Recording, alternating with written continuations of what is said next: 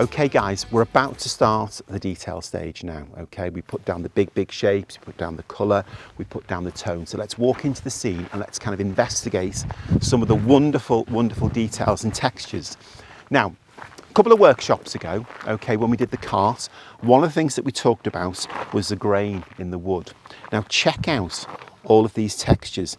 Now, not only are they great to draw and adds realism, but they're also helping with the perspective as well. So the contour lines going down the side of the elevation and then hitting the front of the elevation just really help us to accentuate the perspective. We've got these wonderful little brackets and screws here, random kind of things sticking out. Oh, hello. Got a big fork here, all right. We'll stick that in. So that's popping out, but at least we know what that is now, which is good. It's not just like a stick poking out. We know what it belongs to. We've got the rings down here. Look at that little bit there of the wheel that you can still see. And you've got the huge big nails just poking through. Here's the hubcap there, sitting on top of this tree trunk. Now we've got some stones at the bottom. Don't underestimate your stones. They're really important because they ground the sketch. They give it some kind of context.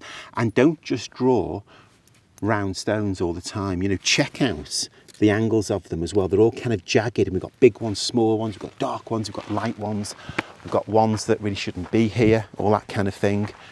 Around here, we've got another ring as well, another metal ring. And that's why I've chosen this particular angle, so we can see both of them as well. Okay, but just look at that wood. That grain is just gorgeous. I mean, this is what urban sketching is about. It's capturing all these wonderful textures. If we come round, we've got the covering as well, the canvas covering. Lots of little holes in there with the ropes coming through as well. Lots of pieces of wood, metal bars coming down here. Now, this one seems to have survived an awful lot better than the other because it's actually got the spokes. But the spokes have kind of seen better days, but that's what we love. We don't want it to be too neat and tidy. We've got the Tanque Verde Ranch written on there, which obviously we've got a little suggestion of, but it's no big deal. So there's loads of wonderful things to sketch in this. Lots of stones underneath, random bits of wood as well, to give it some kind of grounding on the floor. Okay, so we've just gone behind the little covered wagon, just to give you an idea of the background, because obviously the background in this sketch is important, as we talked about before.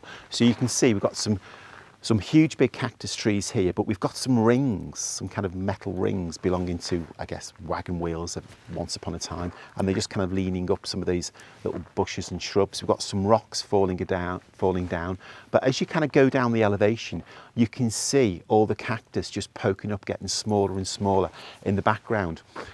Over on this side here, you've also got some rings as well.